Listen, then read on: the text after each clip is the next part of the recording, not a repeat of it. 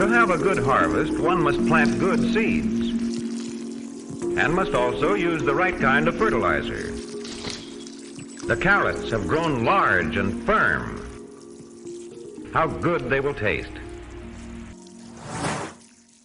Let's make planting this year's garden a lot easier with the Planter app. This app is packed full of features. It has companion and combative planting, which are indicated by green and red circles. It has a simple drag and drop interface. It has 80 plus plants and thousands of varieties.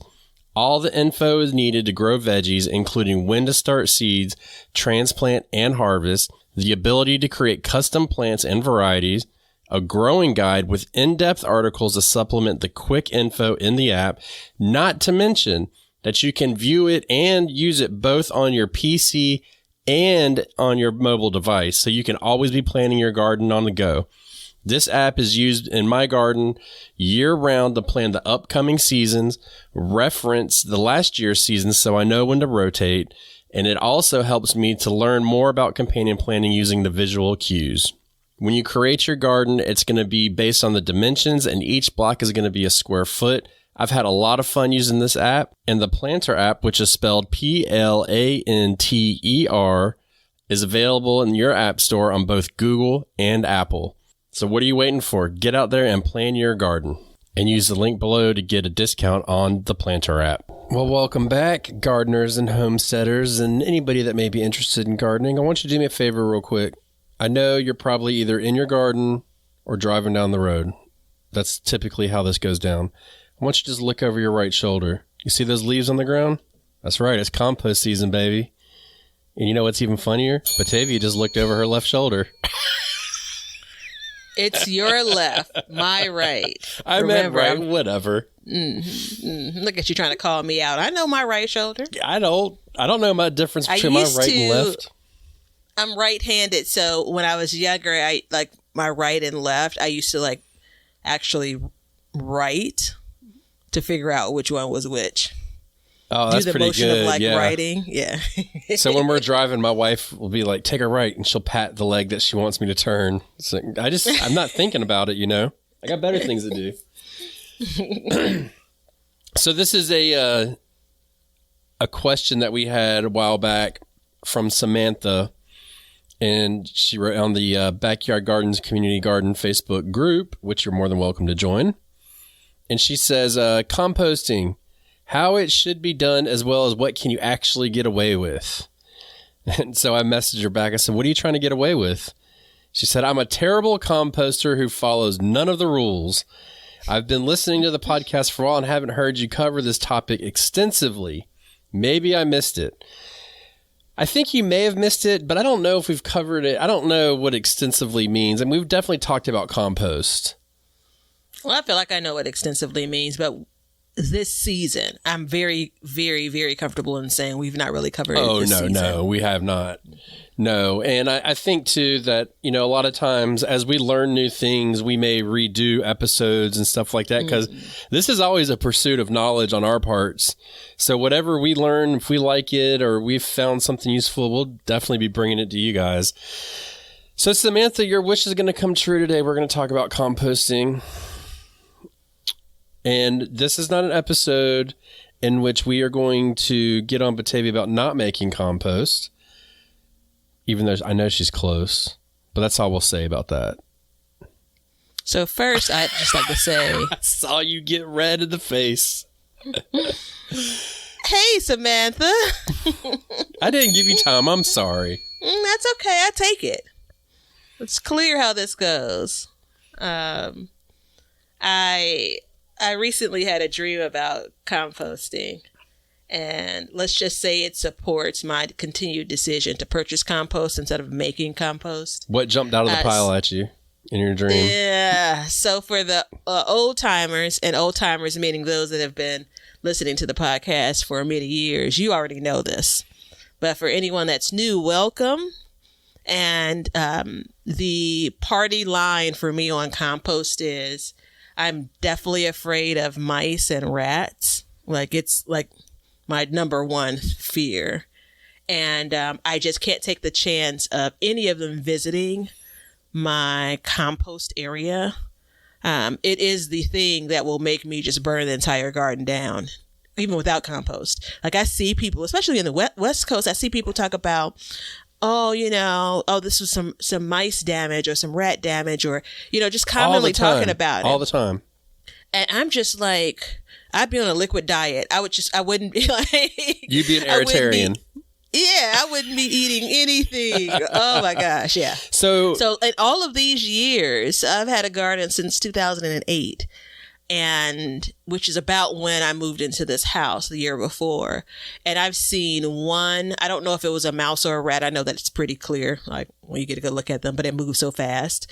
I saw one travel like across my garage, the outside of the garage in the alley. I saw it like scurry past, and I'm quite literally still haunted. That was probably like 10 years ago when I saw it, and I'm still haunted by it. Well, I won't give you any knowledge about rats and mice and all that stuff then. One of my I always talk about my girlfriends. One of my good girlfriends will send me like videos, and I can always tell when it's a video where it's going to be something I'm going to cuss about. Mm-hmm. Like she's no holds barred. She'll send me like mice videos, and I curse every time, and I don't watch it to the end. It's a well-known fact about me. So I was thinking about this the other day, and I want to take a few minutes towards the end of the episode and for you, Batavia, and I definitely want to talk about the differences between homemade compost and store-bought bagged compost or professionally made compost. Would that be okay with you, ma'am? Absolutely, that's fine. I knew you would like that. She smiled and then rolled her eyes at me. But before we get started, if you want to support the show, you can do so by becoming an Apple subscriber or a patron, and help us keep this show going just a little bit longer. We would really appreciate it. And thank you guys so much for being with us. Go ahead. There you go. There you go. We got the bell, so we're good to go. So composting is, it seems more complicated than it really is, and it can be as complicated as you want to make it. Mm-hmm. Is that convoluted enough? Yeah, for sure. Okay, well, good. Before you dig into that, have you used compost like in all of your gardens, like going back to the early years of gardening? Homemade or store-bought or both, doesn't matter. Yes. Yes, I have. And I've also used it and damaged my garden by it as well. Mm-hmm. So there is that aspect of it too. So we're going to talk about that too, because compost is a good thing, but too much of a good thing is a bad thing. Mm-hmm. Go ahead. I was just going to say, it's interesting because this is the part of the challenge when watching someone else's garden that you don't know personally, that you can't speak to. Mm-hmm. You know, I've watched some people online, and I'm just going to generally say that they're in Europe. It could be any number of countries, right? And in some cases, it seems like, and I think the word means the same thing, that they're planting solely in compost. These are people that are like planting in containers and things. I mean, maybe they're describing it, but that's not exactly what it is. Yeah. So I actually follow a, here we go. Take a shot. I follow a guy. He's not a bonsai master, but he's like super famous, and he's in England, and he calls everything compost, but he is not putting compost, like what we consider compost, in. That's not what he's using, but he 100% refers to it as compost. And for a split second, I was super confused because hold up, my man's using compost, but that's not what he's using. Mm-hmm. That's a really good point of clarification. Yeah. The posts that I've seen, the videos I've seen, it's been surrounding potatoes. Mm-hmm. And, you know, there's a part of me that says, okay, I get that, but that's expensive, mm-hmm. right? You know, so again, maybe they're just referring to the general soil. And as compost. The expense isn't, I mean, even if you make it, the expense comes in energy to produce it as well. So let's not trip on that. Like, I mean, that is a cost to it as well, because making compost is not easy. Now, there's an easy way. There's cold composting, and then there's hot composting. Okay? Cold composting is you just put your stuff in the pile and you just let it sit. And then you will end up having to pull stuff off the bottom of the pile, but it'll take roughly about 2 years to make the compost. I've been cold composting underneath my front porch for 5 years now. You probably got some pretty dynamite stuff on the bottom of it then. But I'm too afraid to go under there. Now, this is where when I dug up all of the soil in the front yard garden. Well, when I dug up my lawn in the front yard, I mean, you never really think about, like, what do you do with all of that, grass and dirt. And so I basically stuffed it under my front porch, not thinking about what it would attract. Right. But it's been under there for those years. And it's interesting because I can see through the lattice. Like I remember what it looked like and how high it was, how high the pile was when I first did it. And now 5 years later, because it doesn't get a lot of light, but it does get some water just based on the rain that comes through. Yeah. The porch and all. And that it doesn't need light. So there is that aspect of it too. But it definitely needs water. It's really important to know. But if you're looking to make compost easily, that's about the only way you can do it, just like Batavia is. So Batavia is composting, everybody. There you go. We win. We win. And I saw what's the ones with not the ones that play dead. Yeah, the ones that play dead, possums. I saw a baby possum under there one year. Yeah, that's not good. Actually, It's not bad, but that's why you probably don't have a lot of mice. That and the stray cats. Yeah. But so cold composting is definitely the easiest way. And if you're looking to do it easy, there you go. You're just not going to be able to use it for 2 years. So just plan on that. But hot composting, and then I kind of have a way of warm composting. So we'll talk about that too. But hot composting is just you're turning your pile, and you're consistently turning your pile on a schedule every couple days, whatever it is. And every time you turn it, you interject air into your pile, and air is fuel for it, just like with a fire. And every time you do it and you let it sit, it warms it back up. And then you turn it again, it'll cool down. And then as it sits a little bit longer, it'll warm back up. So you don't want to turn it every day, but you definitely want to turn it a fair amount to get that air into it. And that's where those composting tumblers can really be effective, but you're not really making compost on a big level. You know what I mean? Yeah, that's it's in one of our upcoming episodes. We talk about how much, and I won't say much more than that, but it's one of the things Working that I've title. really spent some Working title. Yeah. I've said this before recently, but as an aside, so when we record this, I send Young B my recordings, and I'm gonna bring a bottle of my cheapest vodka and take a shot just on my end because Young B doesn't partake. Whenever we get to a point where my suggested title actually makes it to to the publication, Leonard rejects everything I submit as a title, right? So there's a title that we come to the episode knowing we're going to record, and then as we go through the episode, I have a feeling, and so I title it like as a suggestion, and we're like, what is this? How many episodes? 150 episodes? Never! As a matter of fact, if I'm not mistaken, this episode is our 300th episode. 300 times I've struck out. They're always much better than what I suggested. I know my talents.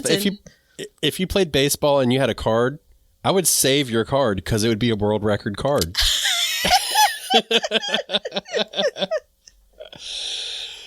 But in all seriousness, the tumblers are a good thing, but they're expensive. I haven't priced them out in a while. Yeah, and so the how much reference was one of the things I've been connected to recently is just, how much I've underestimated quantity, if that makes sense. Yeah. How much soil you need, how much, of a particular plant you need to produce that produces X, how much compost you need, how much you need to add to your compost pile to make the amount of compost you think you need. And it's one of those things where, a couple of episodes ago I think it was a part of the listener question episode where someone asked about how long do you think it takes before you're like an expert at growing a particular thing. And this is why you talk about like generations of farmers, right? These things that are passed down and almost it's just natural for people to know. Like these are things that gardeners new and, not so new are learning, and I'm miscalculating all over the place. Well, composting is also not a new thing either by any stretch. I mean, it's been done for many, many, many years. And I can tell you this much. You remember we had the question about what social media people you follow and stuff to help you. This is the subject in which I decided to move away from following social media people because I kept getting wrong information. And we'll get into that too. But the tumblers. Let me finish my thought about the tumblers. The tumblers are good for somebody like Batavia who don't want mice, don't want issues. They may want a small amount. It's a totally enclosed system. You just put your stuff in there and then you just turn it and you add to it and you turn it. And it's an enclosed system, so you don't have to worry about it. But again, you're not really making a whole lot. So most of us really want to make as much compost as possible. And the reason why I said now's the time of year because the leaves are falling off the trees. This is the time of year to bulk up your compost piles. So if you think about it like that, like if I just rake my yard and before we get hate mail, I let the leaves sit for a little while and let the animals use them as much as possible. But I do end up raking my yard and those leaves invariably end up in my compost pile. My compost pile, if I didn't do anything to it, it would end up by the end of winter about 7 feet tall. So you can see how much it takes to go in there. And not to mention the other stuff we add into it. But this is really the time of year to do it. And it's like everybody knows they need to be using compost, I feel like, but people don't want to hear about it. I don't know why that is. Have you ever realized that? I don't know that everyone knows it.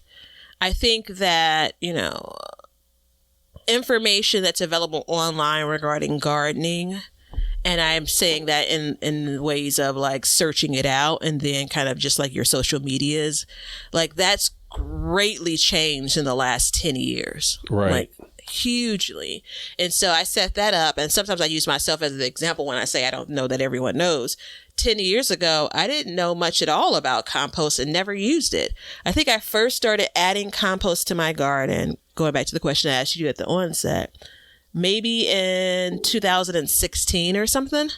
And I had been gardening. I had been gardening 8 seasons. Yeah. Prior to that, if my math is correct. And again, I knew you grew in dirt and that was it. And obviously anytime I would go to the home improvement stores, in the garden section, there's compost, but never thought twice about it. Now, I don't know how my grandparents failed me because I'm sure that there was some, measure of composting and nutrients they were adding, when they were farming that they never told me about, but that's that. But so I say that to say, and over the last 10 years, I do think that compost is almost a buzzword. It's probably right in line with, I'm going to say like organic gardening is probably still the top searchable topic. And I think probably compost is absolutely in the top 10, probably the top 5 of things that people are seeking information out about. I'm making there's no fact to what I'm saying here. It's just, my opinion just about bro what's science popular. coming out right now. Batavia science, excuse me. So Samantha asked, what can you get away with? And there's 2 things that go into a compost pile as far as materials. You've got your browns and your greens. So your browns are the carbon, the greens are nitrogen materials. And you basically, just to keep it simple, you roughly want a 50-50 mix of them. So if you think about that, you take 10 pounds of, let's say, grass clippings and 10 pounds of dried leaves and you put them together, and then that's your 50-50 mix. Green materials can consist of a lot of things. I mean, a lot of people are adding food scraps to them. So you have that, plant matter, garden scraps, coffee grounds, doo-doo. And when I say doo-doo, I guess I should say like chicken manure is a really popular one to put in. You don't want to put like dog and cat crap in there and all that other stuff. Goats are pretty good. Horse manure is good to put in there. You can put that in there. And if like, I mean, I know somebody's probably thinking, well, I don't have a horse. Well, you can go to like a stable or something and people will gladly give you bags of poop. You know, that's like a common thing. And then for your browns, it's usually leaves, straw, paper, sawdust, wood chips, all that stuff. And the thing to think about, and this is why wood chips in the garden aren't as good, is because wood chips are carbon, and when they break down, they need the nitrogen to break down, so they tie it up in your garden. So it's the same thing in your compost pile. The carbon needs the nitrogen to fuel it to break down. So that's why at times you may want to go, if you put a lot of like leaves in there, you may want to put extra greens in there just to kind of help jumpstart it. Does that make sense? Yeah, it makes sense. And I think there's definitely a beauty to it when it comes to using things that kind of are a part of the garden. Yes. To feed the garden, right? You know, using things and for that reference, I'll, you know, expand it to, you know, if you have animals within your garden, your property, your homestead, obviously that's a huge piece, you know, that can contribute to it. I mean, I think there's something that's beautifully circular around that, about that. And it took me a little while, I think, going back to, you know, what's more popular to discuss, to not feel guilty about all of the things that I was just throwing away, that, you know, all of my garden waste I was just throwing away since I wasn't composting. Where do you throw it? Just in the trash can? I use the recyclable bags, like the brown bag. I'm sure they have them in most states. Like you pick up from Home Depot. It's for lawn care stuff. Okay. Yeah, I've never, because I mean, that's one reason why we made a compost pile, just because I didn't want to, you know, I didn't want to put it in a trash bag. Like I didn't want, not that I have a problem putting it in the trash bag, like I physically did not want to do that. Oh, okay, so I just wanted to like throw it in a space. And that's why we ended up originally building a compost pile. Yeah, it's a pain in the butt, and I have put out of my head like what really happens with it. I remember on an office I used to work in, you'd stay late. And again, this is like one office experience. And for a good long while, we had like your regular trash and your recycle, right? And you see the cleaning person come through and throw all that in the same pile, you know? So I won't guess what Chicago is doing when it comes to collecting my trash and how they're keeping things straight and whatnot. Well, a lot of cities will collect it and make compost. I mean, you know, that's what they'll do. And there's a lot of people that will come to your house and pick up the material to make compost as well. If you don't want to make it, but you want to do it. So there are places that do that. But there's a couple different ways to set up a system. And I use a 2-bin system. There's 1-bin, 2-bin, and then really the most common is 3-bin.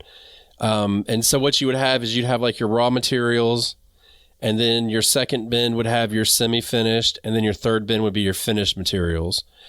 I have 2 bins, so I have a working bin, and then I have a composting bin, like a finished bin, or mostly finished bin. And the reason why this is good to have is because you can flop from one to the other and completely turn that pile over. So as you build stuff up and you flop it, you're going to get all of the compost that's usable up top, and then everything that needs to be broken down will be on the bottom. And as things settle, it creates these gaps where the air can get in and trap it. And then that will help you to fuel your compost pile even longer and then break down. So there's multiple ways to do it. I didn't really feel like building a 3-bin system. So I had a 1-bin system, and it was not really what I wanted. It just kind of was I never really had compost to use with a 1-bin. You know, you would turn it and then you'd grab a couple handfuls off the top, and then that was it. With the 2-bin, I can turn it, and this time of year, what I'll do, and I'll have a video coming out about this soon, is I completely flop them back and forth once I get my leaves in it. And I'll keep going back and forth, back and forth, back and forth. And that will end up breaking it down. I can get a 5-foot pile to break down in about a month. So by doing that, but I'm here to break down where it's ready to use. Not perfectly ready, but it's well on its way. It's hot and it's steaming, and so it's cooking at this point. So you can do that too, and that's how I use that system. But a lot of people don't want to put grass in there because 2 reasons: weed seeds and herbicides. Herbicides, you have to make your own judgment on that. Weed seeds, you have to get your pile hot enough to kill them. And the problem is most people cannot get their pile hot enough because they don't tend it enough. So you have to think about it that way. I know the guys that I know that make compost professionally, they turn their pile every 3 days completely because they sell organic. So they have to, I think the law is, I think it's 3 days. They have to turn it on a schedule. And they get it. I mean, we put a thermometer in this 12-foot pile, and it was like 180 degrees inside or something crazy like that. What kind of equipment are they using to turn it? Bulldozers, or front end loaders.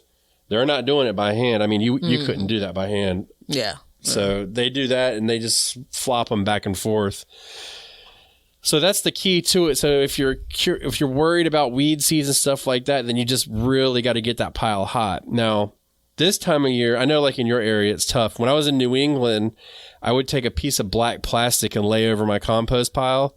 And this is actually how Batavia and I met. This exact thing right here. I didn't know if you were going to remember. I remembered it. This is exactly how we met. And I put it on there, and the sun would warm that pile up and help it continue to cook. So you can use that as well. And it got covered with snow. All I would do is just take my shovel handle and poke a hole. When that black showed, it would just clear that whole pile off. So that's how we do it. Now, funny enough, that was all those years ago that me and Batavia first connected over that one sentence, and she still hasn't done it.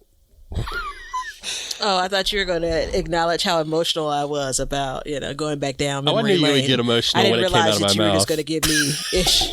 Yeah, but of course I should have. This is a part, and this is Judgy B, right?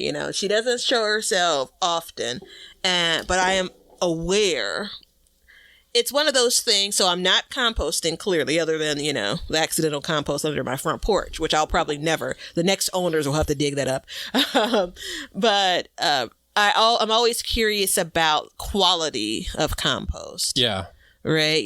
So I think that's probably in part with Stephanie's question. Samantha. Like how much... Samantha, sorry. I think that's in part a part of Samantha's question. One more time. Hey, Samantha, and just for and giggles, there's a Stephanie out there that has a question too. So, hey, Stephanie, too. Yeah, hey, Stephanie.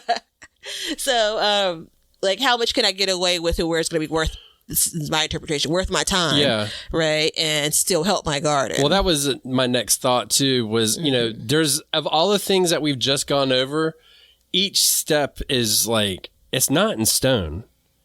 And, I was thinking about it, like, what is she referring to? And she, the ratios, the turning, the adding the water, like all of these things can really, what can you get away with? And the thing that's so important about it is with compost, you don't have to be out there with a scale and be like, all right, I got 10 pounds of this and 10 pounds of that, bam, bam, bam, But what we try to do is you want to be, if you are acknowledge the fact that you need to have a ratio of some sort and you make an effort to do it, you're going to meet it. So whenever we put our food scraps in, typically, like my son does it, that's one of his chores, I'll go back the next day and I'll throw a handful of straw on top. Right? So he's put the greens in, I've put the browns in, so he'll do that. Now, as we get into fall, we overload with the browns. So there's not a whole lot you can do. But what we've decided to do now is, like, as this time of year comes on, then we're we'll go muck out our chicken coop, and then we'll put the manure in. So then we're adding extra green. But when we do it normally, There's wood chips in there.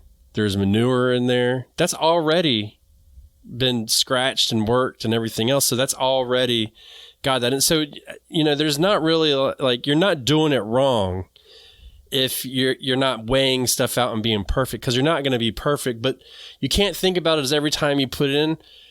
I would say think about it as over the year. Are you putting in 50-50-ish mix, 2-to-1, something like that, I had a girlfriend one time that tried, this is terrible.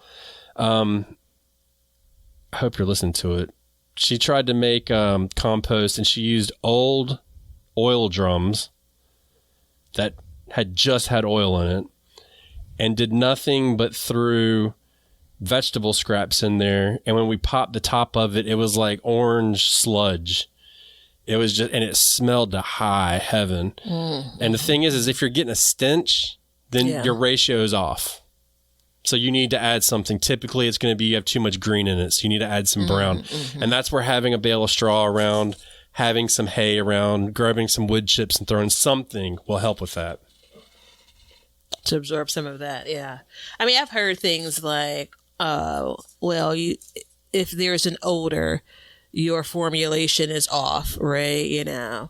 I've also heard the argument of, if you get it right, there won't be an odor that would draw in animals, right?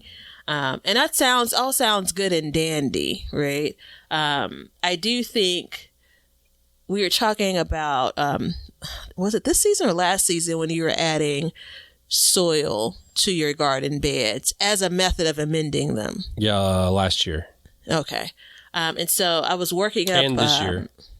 Okay. I was working up a couple of beds just last month, and a part of me paused and said, I was adding soil to top off the beds because I felt like I had lost some soil. And as I started working it up, I said, this may be fine. Right. And then there was something that clicked and said, you know what? I don't even remember if I added soil at the top of this season. It doesn't hurt to add air quote fresh soil to it, right? So I added some bagged compost as well. And it's that same idea of, I think for compost, I want to hear your story around how you could add too much or how it hurts your garden. Okay. Generally speaking, it's like taking vitamins, right? It's new year, new me. This is a few years ago. I had all these vitamins. They were like, buy one, get 150% off. And I'm like, okay, this makes sense. I'm transitioning to a different age group, and, I should take this and take that. And so then when I had my annual checkup, I was talking to my doctor about them. The look on her face as I was going through my list of all of the vitamins I decided to take. And she's like, you kind of really only need a multivitamin. Yeah. So it's are you adding? Now, again, some of the things I was taking wasn't necessarily hurting me. She did point out one thing, like, okay, you can't take too much of that. But going back to the compost, and the connection there is, generally speaking, your mixture, like, let's say, again, it doesn't smell, should not be hurting your garden, right? But you may not be getting the value you think you're getting from it. Yes. It may not be as air quote rich. Yes. As you think it is. To be quite frank, there's an argument to be made about the bagged compost that I buy, There is. I think that they're probably following a formula that's pretty consistent, Yeah, but there's still an argument to be made for either one. I would say that the consistency that comes out of a bag is probably, in the long run, a little bit better and easier to troubleshoot than what you would make at home. But it doesn't mean that that's what my garden needs, that garden bed versus another garden bed versus another garden bed. I don't think it's powerful enough to hurt, right? Unless I have some really troubled beds. It's insurance. That's what it is. It's insurance. You're adding it in as insurance. So let's take it down. Let's take it back real quick and say, what is compost? Oh. Yeah, you. Yeah. What is compost? You're adding a mixture of, I have generally used the term nutrients all throughout the season. I really like it. You're adding nutrients to your garden bed, right? Right. You're adding, organic matter to your garden bed. That's the answer. It's organic matter. And there's a reason why you have to focus on organic matter versus dirt or topsoil. So I'll get into it before we get into some other things. You always hear you can never add too much compost. Add compost, add compost, add compost. I did that one year, and I came in hot and heavy, and I added some serious compost. And then that was the same year that I got a soil test. I sent off my soil and got it tested. I didn't have a very good year. I didn't really know what was going on. And I sent the soil test off and they got it back. And I had to call the gentleman and talk to him about it because I didn't understand a couple of the readings and how they were suggesting that I got things on track. And I said, well, the organic matter graph was like crazy high. And he's like, man, of yours, I've never seen an organic matter as high as your garden was. And I was like, really? And he was saying, yeah, he's like, did you add compost? And I was like, I did. I added probably about 6 inches of compost to it, maybe 8. And he was like, you can't do that because what it is it's organic matter. It's not dirt. It's two different things. It looks like it, but when it's all said and done, it's not because it's crumbly. And when it dries out, it'll be crumbly. It won't retain as much water. You're getting all those nutrients, yes, but it's a symbiotic system. You have to have the water in the garden, but you have to have a way to transport the water. And if your soil is not fluffy enough and soft enough and absorbent, you can't do it. Well, this organic matter over the season did not have the capability to do that. So I went back to the drawing board, and I did some research. You would have thought I was trying to get a PhD. It was ridiculous. And I came across once I started digging down, it was add 1 to 2 inches of compost a year at most. That's your safe bet. Because we had talked about this last year. And based on what you said, you're probably doing about 1/2 inch of compost a year. And then you add topsoil or garden soil with it as well. So you're diluting that down. And that's a good thing. So what I do is now I just started 2 new garden beds and I got what's called a 50-50 mix. So it's half compost, half topsoil. And then I'll come back and then next year I'll just add topsoil to it. Because there's a video. And just let me stop you. And the 50-50 mix is what you picked up because you ordered it in bulk, right? That's what that. Yeah, I get 1,000 pounds of it for $20. Yeah, that's what that company. Did you hear what I said? How they, well, I'm going to come back around to that.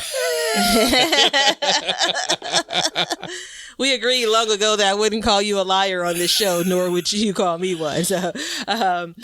So yeah, it's hard to beat that, hands down.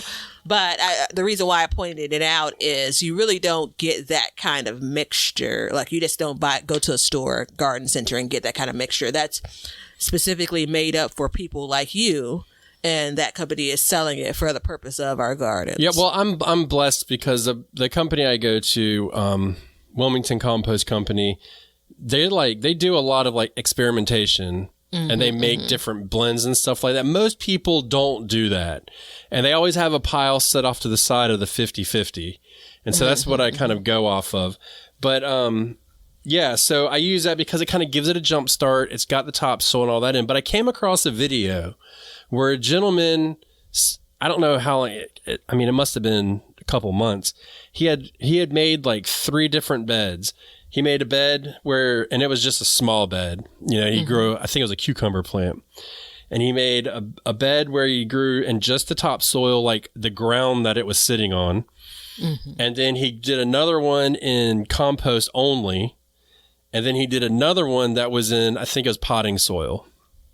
And he came back, they were all side by side. And you go look at it. And sure enough, guess which one was the best growing plant? It was topsoil, the actual earth, the compost bed, and then potting soil. In that order? Is that no? I'm saying that's your choices. What the 3 options were. I'm going to go with the earth itself. Yeah, the earth itself was, and the worst one was the compost only. And so the whole thing is, I hear this all the time. People want to make raised beds because they're like, the dirt where I live is not good. That's crap. The dirt where you live is perfectly fine. Unless you got some toxic sludge spilt on it, then you've got an issue. But for the most part, it is good. And it was really eye-opening to me because then I was like, hold on. And what he exhibited in his composted plant was the same thing that I had exhibited throughout my entire garden. So essentially what had happened is I had just grown in pure compost because I had put so much on. That's a tough lesson to learn. The 6 inches of compost that you had, for every inch of compost you added, there was that less that amount of actual soil. Yes. 1. 2, when you think about how much, how deep some plants are going to go, 6 inches is actually a pretty sweet spot, maybe 8 to 10. So they quite literally were growing in compost. Yeah. In your example. It's funny because the bag of compost that I use, I think it's like a 25-pound bag, and I'm pretty sure it's recommended to cover 100 square feet. And remember, we talked about this a couple of years ago, how I always over add, but it always feels like, I'm always tempted, I don't do it because of the expense of it, to say like, I want the entire top layer to be of compost. Yeah. You know how much compost I would have to add to do that? It's a lot. Which goes back to that middle bed that he was planting in, and it's not supposed to be that. It's almost like the body and how it's built to heal itself. Mm-hmm. And so you have the earth that he planted, that, the planting in that first bed, it's over the years figured out how it's going to grow, right? It's gone out to get things that it wants. There's a much more naturalness to it versus what you've dumped into it in the second and third bed, right? So I'm going to disagree with you just slightly on the, my soil is a problem. And, here I am building raised beds because we both have done it and we both do it. We've mentioned this very, very briefly. You and I both could have some kick butt soil based on kind of our native soil, whatever's underneath the grass when we dig it up. Mm-hmm. It would just take a number of years to get there. Yeah. And so it's the time investment. Do I want to wait it out and make adjustments, continue to tinker with it? No. And I think that's the case for most people. I have the 2 beds that are inside of the cattle panel trellis that are in the front yard, those 2 narrow beds. Remember, I was so excited about those last year, and I got those dug up, and they have underperformed compared to every other place. Right. It's mostly native soil. And my solution has been, all right, I'll add a little bit of compost, but I also recognize a little bit. Yes. Note that. But I also recognize that soil needs to adjust to what I'm asking to grow it in now. Yeah, you need to nurture it. You need to nurture it. Yeah. Yeah. It's just basically, for eons, it was just grass, terrible grass. Still had the worst grass, crab grass, growing on top of it. And then it's been dormant for growing nothing, getting no light, no air, barely getting water. When you think about the way I had the landscape fabric on top of it and then wood chips on top of that, like it's coming out like a newborn baby saying, all right, what do you want from me? Yeah. And I mean, I grow in raised beds because it's easier for me. Mm-hmm. I mean, it elevates my plants, keeps the weeds out of it. There's a lot of benefits to it, but the idea that the soil is just not good is just a really bad idea in general. And I hear it a lot, and I hear what you're saying too. So it's just, don't look at it like that, but take away from it the fact, and you can buy topsoil. You can buy bags of topsoil cheap. I mean, it's like $1 a bag. And to hear that and see that was eye-opening to me. So last year I came in and I went and I was like, man, just give me topsoil. And he's like, you don't want any compost? I was like, man, I don't want no compost. I just want topsoil. He's like, all right. I put the topsoil in. Guess what? Back in business, baby. Mm-hmm. You know what I mean? Just like that, because that topsoil has the right properties to hold the water, to allow the compost to break down. And because, if you don't keep the compost wet, it doesn't break down. So what do you end up with is crunchy stuff on your soil. Yeah. That's what you end up with on the surface. When you go to the store, whether you're making it on your own or not, compost, when you go to the stores, take a look at the ingredient list behind potting soil. Yeah. Behind garden soil. Behind topsoil, and compost, right? Now they may not be as explicit to say this percentage and this percentage. Some are, but for topsoil, I'd always been advised, oh, it's too heavy, right? It's too dense. And I wouldn't have a raised bed full of complete topsoil. I wouldn't do that because it is very dense compared to garden soil, which has a bit more filler. There's a bit more aeration, I think, with that. It's interesting because I had the bed that I mentioned that I was working up. The soil was so beautiful, once I worked it up. And then I added 1 bag of garden soil. And I could see the bit of wood chips, it was black and rich originally. And then I added the garden soil. You could see the composition of the soil change just a bit. Yeah. Right. Now, luckily it's only 1 bag. So it wasn't like But those wood chips and stuff aren't bad that aspect because that's fuel for the future. Yeah. And it's just a few, not like the entire bed. But that's right. a good difference between garden soil and topsoil. Right. Yeah. But garden soil, so topsoil is going to have organic matter in it. Yes. Period, like hard stop, yeah. Right? So we went back to what's compost, really. But compost is nothing but organic matter. Yeah, it's almost like like the cleaner. Or remember, did you guys used to have like the carton of the orange juice? Where it's like concentrate, and then you add water to it. I drank it last weekend at this camp out I went to. It was disgusting.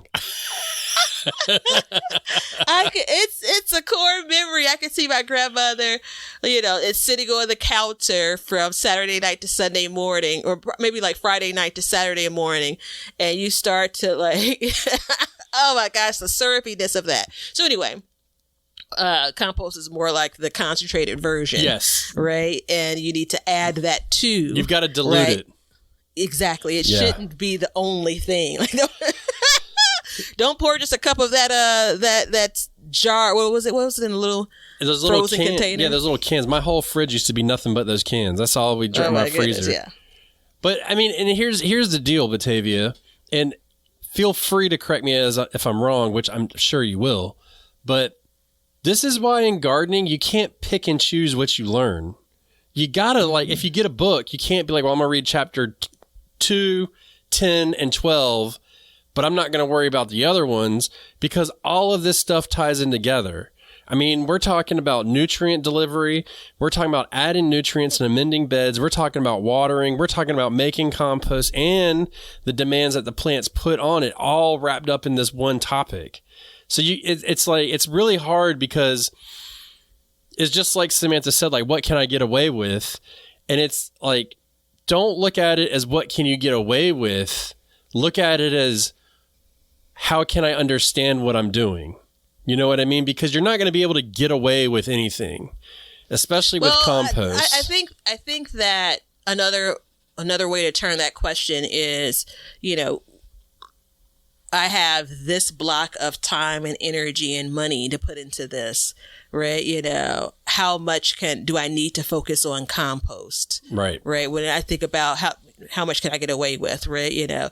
So for me, if I have this set budget for my garden and I'm buying compost, how much can I get away with when it comes to, I know her question's about making it, when it comes to how much did I use? I think you do yourself a disservice when you intentionally only seek out information on certain parts of this whole garden experience. I absolutely agree with you there.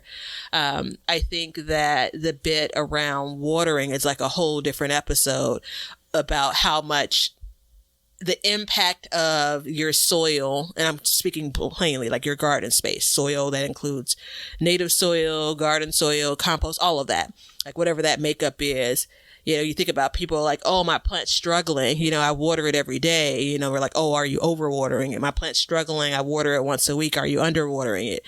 And we don't oftentimes, because it's hard to do virtually, dig into, just because you're pouring water into the thing doesn't mean that it's absorbing it evenly. Exactly. It could just drain right out. Absolutely, it could, and for a lot of us, you water and keep on moving. Yeah. If you have something on a timer, you keep on moving, right? You're not looking to see, oh, that plant is still struggling a day later. There must be something going on with this absorption. Yeah, because I mean, if you think about it too, and you brought up budget, which I think is a great thing that everybody should have in their garden. You should definitely start some kind of budget for your garden for the year. And I can tell you that the only thing I specifically bought for my compost is a pitchfork. I spent $25 on it 10 years ago. And so at that point, I spend $2 a year based on that on making compost. That's all, minus the calories burned and everything, which look, I can burn a couple calories. So there's that. I mean, I got a few extra, if you know what I'm saying. Mm-hmm. So, I mean, if you run short on them, I got some. Yeah. Let me borrow. So, I mean, if you think about it that way, it's just, and it connects you with your garden more and more. Before we get into and we're going to skip the listener question. I'm sorry, everybody, but I want to get into some troubleshooting things that you guys might have very quick. The stinky compost we talked about. If your compost is not breaking down and it's just crumbly and not good, it's not getting hot enough. You need to turn it more, and you may also need to add water. So, try and keep it, you want it so it's like a sponge kind of. You don't want it all crumbly, so you may have to turn the water hose on it every once in a while. But turning it and adding water will help it break down faster. And then the things that I would not ever put in my compost pile are squash plants of any type, cucumber plants of any type. Anything that has any kind of disease on it does not go into my compost pile at all. Not even a question, not even a single cutting of those will go into my compost pile because of the pests and stuff like that. Let me just add to that note. When things have a visible disease, like when it's showing the symptoms, it's very clear. But you could have pulled your cucumber plant this week and it basically had the spores there that it hadn't developed yet. Exactly. Yeah, so I think it's pretty wise to say, like, these are just no-nos for you. Right. And then the big question is, how do you know when you can use your compost? And so the big thing about that is you should not see any kind of food in it. You might see some like eggshells or something. It should be nice and dark and pretty moist, and you can squeeze it with your hands. And this is going to feed directly into the bagged versus homemade compost. And then the last thing I'll say is the 3 best things to put in your compost from your house are eggshells, banana peels, and coffee grounds. Those are the 3 best things you can put in, and the coffee filter to go with it. Mm-hmm. Put that in there. And so if you think about that, you're putting all those are greens, and then you got your eggs that are calcium, your bananas that are potassium, your coffee grounds that are nitrogen, and your filter, if it's a decent filter that you go in, is the carbon. So you can add all that in. And that's stuff from inside your house. Don't put meat in there or anything like that, because you'll have coyotes and everything else eating out of it. Now that brings us to the point of homemade versus bag compost. So like Batavia said, when you open a bag of compost, it basically always looks the same, doesn't it? It depends on the time of year. The only difference is it may be wet or dry, so if I've picked up compost and it's been raining, where that garden center was, like it may be damper. Yeah. And I mean like all of spring kind of rain. But I mean like that when you open it up, the composition of it. Yeah. The composition. Now, when you make it at home, you may not have that. You may have a more crumbly compost. It may not be as broken down. So there is that factor to deal with. Now, there's ways around that, but I do think that there is the tendency for the gardener to put unfinished compost in their garden. And I can tell you off the bat, I've done it. And hell, I just did it the other day. So there is that. But if you put it in the right time of year, which is this time of year and your gardens are resting, it'll continue to break down, especially if you add mulch to it. So, you can do that. I mean, I'm not saying go out there and you see, like a whole tomato in there, but if you can, it's starting to really look like compost, but it's just not quite what you would think as if you bought from a bag. You can put it in the fall, and then over the winter, it'll continue to break down more and more. Turn it deep into the soil the next year, and then that will help with that too. So, and when I say turn it, I mean, I know a lot of people are no-till, so let's not talk about till. I mean, just use a shovel and just kind of flip over the first couple inches and just get that stuff worked in there, and it'll do what it's supposed to do. As an aside, I wonder how many people are truly no-till. But so remember, I think it was in our subscription episode / patron episode where I mentioned I had wrote to my extension service because our climates are so different, yours and mine, right? You know, so we're going to go through a point where the top layer of most of my garden is going to be frozen, right? You know, it's going to be covered with snow, which is an insulator for a number of months. And it adds moisture. Absolutely. And very, I think, helpful for my garden beds. Maybe a little bit of a challenge for my containers, but that's a different conversation. So anywho, my question was, before I really wrap it up for the season, you know, is there a recommendation added compost in the fall before I put the garden to bed or in the spring? And they gave me a dance of an answer, but ultimately fall was what was recommended. But it wasn't like, you know, I'm going to be exiled as a gardener if I don't get around to it. They kind of gave me an out. Like some folks just don't have the time to get to it, you know, and it happens in the spring. But the fall is a benefit because my compost is my bagged compost, purchased compost. It's worked. Yeah. Right. You know, but I am adding compost to a new space, meaning that compost is never commingled with the garden soil that I have. And it basically has a chance to acclimate when added in the fall and going into the spring. Not to mention that it saves you some time in the spring when I'm trying to get going. Yeah, I mean, you know, for years, what I did is every time I dug a hole, I dropped a handful of compost in. That was I'll still do that too. Yeah, and even now, I started doing furrows, but this year, this fall, I actually came back in the furrows. I put my pre-plant. My pre-plant fertilizer down, and then I would sprinkle in some compost. So I'm really cognizant now, almost to the point where I think I damaged myself about putting too much in the garden. Now, there are a couple of places that I will top dress using compost. So generally speaking, my beds are topped off with some level of compost, either the close of the previous season or the beginning of the new. I will potentially add compost, whether it's just a planting hole or maybe something that's more intentional when I'm transitioning from season to season. You know, so if I've grown a bunch of things in that space in the spring, now I'm moving to fall. So I may add just a bit more, like quite literally a handful. Things that I top dress are like my tomato plants. Yeah. And that's more of like, you know, at some point mid-season, I'll scratch in some compost as a way to give an extra boost, if you will, knowing that it will take some time to really work its way through. But all in all, my spaces are getting kind of one feeding of compost a year. Yeah. And that's all it takes, you know, and you're not adding a whole lot in. I mean, you know, you're putting in a bag per bed, you know? Yeah, generally, yeah, that's what I probably should have mentioned that. In most cases, my larger 10-foot by 4-foot bed probably gets 2 bags. Yeah. But my typical beds are like 7 by 4, and I'll just put a single bag in there. And I usually put about a half a wheelbarrow load in to each bed, which is about the same roughly, maybe a little bit more, a little bit less. And I mean, that's the thing. That's what I love about gardening too, is nothing has to be precise. Yeah. You know, oh, you should use half a cup of fertilizer. So I'll use a quarter cup. Well, I'll use 3/4 cup, you know, just kind of depends. But as you put more demand on your soil, you've got to replenish it. And compost is a great way to do it. And a lot of people, I've seen this more and more now, where people are burying their food scraps right in their garden. And I do not recommend that.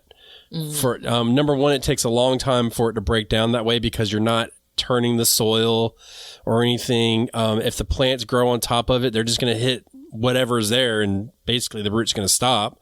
And then also you're going to encourage animals to dig in your bed because it's going to leave a scent. Yeah. So keep that in mind. Here's an abnormal PSA. So it doesn't mean that you shouldn't take the advice that's given, but take a beat if you constantly see online the beginning of a thing and you never see the after.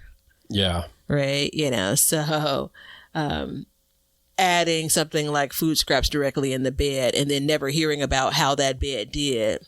I won't say that it's a red flag because, you know, as creators and when we focus on content, you're not always telling the full end-to-end story. But if you're having a hard time finding out, in any of the people that you're following or looking at videos and blogs and pictures on, if you never see the other side of that, I'm going to add a question mark to it. Yeah, and I'll say this. It's incredibly difficult to create content on a scheduled basis and meet that schedule. We do podcasts every week, and then the subscribers on Apple and Patreon get an extra episode every month. But then also we're creating YouTube videos as well, where I myself for 3/4 of the year do 3 videos a week.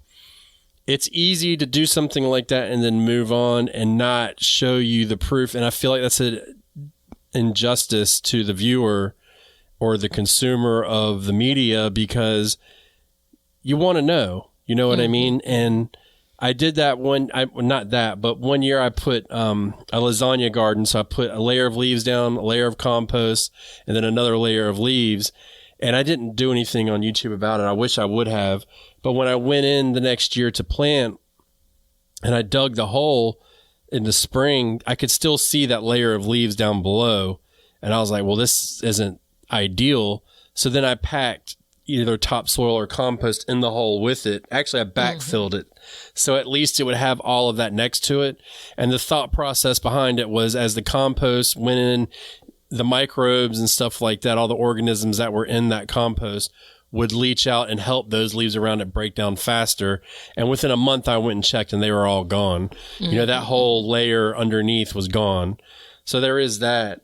That's the beauty in leaves as a mulch, even if it does get mixed up into your soil. Yeah. And I think we may have mulching on the list too. I'm not sure. But I will say this. Just know what you're putting into your compost pile and be very careful about it. And don't freak out about it. Just make sure you're putting in some kind of ratio. That's all it is. We're coming into a time of year where you're going to put mostly browns in. And if you put like, let's say you don't have a compost pile and you're like, I love the Backyard Gardens podcast, gosh darn it. And I'm going to make a compost pile and all I have are leaves. Start your pile with leaves. And then next time you cut up a vegetable, put it in there. But remember this, your scraps that you put in, they need to be chopped up. So you need to chop up your leaves. You need to chop up your vegetables a little bit better, maybe. If you're putting eggshells in, crush them first before you put them in, because that helps speed up the process of it breaking down. It's like if a tree falls on the ground and just lays there, it will rot down and break down, but it'll take years. But if you went through and you started cutting that, you took a chainsaw and you just cut that tree in chunks, it would break down even faster. And that's what you want to do. So that's like super key in all of this too. Yeah, I think that as we go into what's the off season for some and a slower season for others, I think this is a good time where, search out some information on topics like this. Yeah. It's, I think this was just you and I talking one day, because I think I must have been eating. So that probably means we weren't doing a podcast episode. And I had someone that I had some kitchen utensil, and I had done like a video on it. And they said, where do you find this stuff? Like, oh my goodness, where do you find this kind of stuff? And I was telling you about, the hours that we spend. Thousands of hours, that we spend searching out different things. And there's still so much that you or I don't know, but then there's so many things that we're continuing to dig into. Right. Yeah. So there are not a lot of topics that are kind of one and done. Like once we learn about the thing, we never go back. We never read another article. We never pick up another book. We never that's not how it works. No. You're always expanding that knowledge. That's no different when it comes to a thing like, compost. This is probably a starter episode for some. Yeah. This may be a confirmation episode for others, And if you guys want to know more about compost and you want us to talk in like specifics, definitely let us know if you have a question or something like that, and we'll answer them, because sometimes it's easy. Like we can give you an overview like this, but then there's like specifics that I think are valid points, but it's just really hard to hit them all in one fell swoop, because everybody's piles are different. Everybody's ingredients are different. Everybody's timing's different. But I will tell you this, winter time and fall time is compost making season. And to finish it out, I know we're over and I don't care. I'm going to tell you my warm composting method. Basically, during the late spring all the way into fall, I cold compost. And then when the leaves fall and I start adding them in, and I'll start hot composting. And so what I do, and I'm going to do a video about this, so if you can't understand this, then come watch, please, on Sandy Bottom Homestead. Please, I beg you. But what I do is I start turning my pile constantly. I mean, like every 3 days, 4 days. And I'm here to tell you, you want to go to the gun show, baby? It's right over there, if you know what I'm saying. Are you pointing? What is that? Who are you pointing to, David? No, yeah, but I mean, it's a good little workout. You know what I mean? And it gets harder and harder. But you turn that pile constantly. And you're creating that hot compost. Because I'm not going to turn it when it's 96 degrees. And I'm not even going to lie. I just keep building. And I may turn it a couple times during the summer. But that way, it just kind of keeps a little bit active. And then I'll take something. I have a piece of rebar out there, which is just a big piece of metal, and I'll jam it into the middle of the pile. And I'll work it in a circle and create holes going all the way down to the bottom. So when I'm not turning it, it's still injecting air inside of that compost pile. So I'll do that as well. And that's just further making it. So I really ramp it up in the fall and the winter. And I'll go out there in the wintertime and there'll be steam coming off the pile, especially when I turn it. It'll, be bellowing steam. And a lot of people will say, like, my compost is no good because I don't have any worms in it. Well, your compost pile is too hot. And so what the worms did is they went all the way to the bottom of the pile to get cool. So when you flip it, guess what? They're going to be at the top and they're going to work their way down. So just remember that. I always feel like I'm doing something right when I see worms in my soil. Just a quick note, and everyone learns different. Everyone, absorbs information differently. While I do not make compost, it doesn't stop me from watching videos, reading articles, listening to episodes about compost. Like, that information I'm soaking in and storing away, because there will be a day. 10-year plan. 10-year plan, everybody. It's a new category. Absolutely there is. I'll take the 10-year plan for 300, Alex. It's a 3-year plan, then a 7-year plan. We're a couple of years off to introducing the 10-year plan. Okay. Well, you better watch out because that 7 years is coming up quick. I know, right? So there you go, everybody. Samantha, I hope we answered your question in detail. You're good. Just keep making your compost pile. And come find us in all our usual places. I know we did not answer the question today, but if you have a question, feel free to leave it on any of our platforms. YouTube. We have Backyard Gardens Podcast on YouTube, Sandy Bottom Homestead on YouTube, Be Better Garden on YouTube, Instagram, same names all the way across the board, all that good stuff, a Facebook group. So come on, join us. And remember, I hope you guys did one thing today. I hope you learned to grow and grow for change. See ya.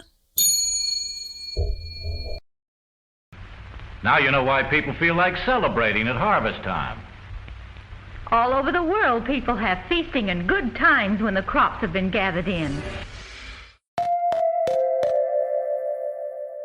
Thanks for checking out the show. If you like what we're doing and you'd like to support us, you can become a patron at patreon.com/backyardgardens, or you can be an Apple subscriber, and in both of those, you'll get an extra episode every month. You can also make a one-time PayPal donation with the link below, and you can get all kinds of gardening gear like t-shirts and mugs and cups from the link below at Teespring, and we have an Amazon store which has all the products that we use and recommend in our gardens, and it helps support our show. And we also add to this list periodically, so be sure to check it out periodically to see if there's anything that you need for your garden. Everything that you do, including a like and a subscribe and even a review, will help us learn to grow and grow for change. See ya.